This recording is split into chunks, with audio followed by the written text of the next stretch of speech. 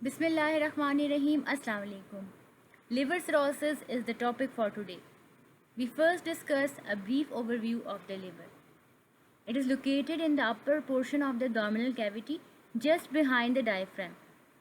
It is present above the gallbladder, stomach, kidney, and intestines. It is a cone-shaped, dark reddish-brown organ, and its weight is approximately 3 to 3.5 pounds. It is the filtering mechanism of our body. Now, the functions of liver. The main function of the liver is the production of bile. The more we eat dietary fat, the more bile will be produced. It helps in the digestion of fats. Normally, the bile is made up of cholesterol, phospholipids, electrolyte, water, bile salts, and conjugated bilirubin. It helps in the absorption of vitamin A and D. It stores extra amount of proteins and glucose in a form that may be used later.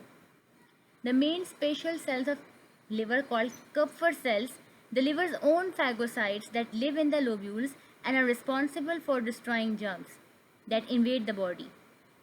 It digests and eliminates cellular waste. The liver detoxifies other external chemicals like drugs and alcohol. Hepatocytes in the liver produce albumin, which is a protein. But the liver only stores a very tiny amount of it. It prevents fluid from leaking out of blood vessels into tissues.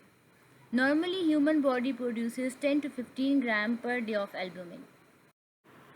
Now, the liver cirrhosis and its stages. Liver cirrhosis is the late stage of liver disease in which the healthy liver tissues are replaced by the scar tissues. There are two types of liver cirrhosis, compensated and decompensated. The patients won't exhibit any symptoms if they have compensated cirrhosis. There are enough healthy cells to compensate for the destroyed cells and scar tissues brought on by cirrhosis, so the liver can continue perform its functions.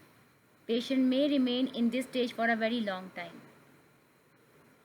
The stage that follows compensated cirrhosis is known as decompensated cirrhosis.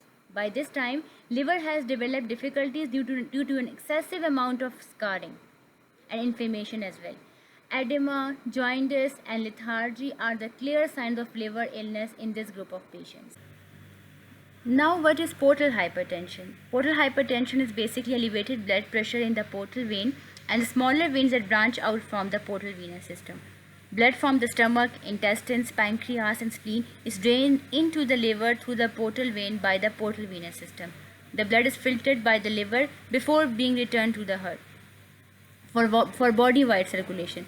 There is an increase in pressure throughout the portal venous system when anything restricts or due to inflammation or scarring that leads to the slow blood flow via the portal vein. The body tries to counteract this pressure by directing blood flow into different veins. These veins enlarge as a result of increased blood flow and their walls also stretch and become weaker. They have the potential to bleed, break, and leak fluid into the abdomen. Now, this portal hypertension leads to the ascites like buildup of fluid in the belly, hepatic encephalopathy like accumulation of toxins in the brain, esophageal varices in which the blood of vomits comes, splenomegaly, enlargement of the spleen, caput medusa, a visible network of dilated veins surrounding the navel, and internal hemorrhoids. Thank you so much.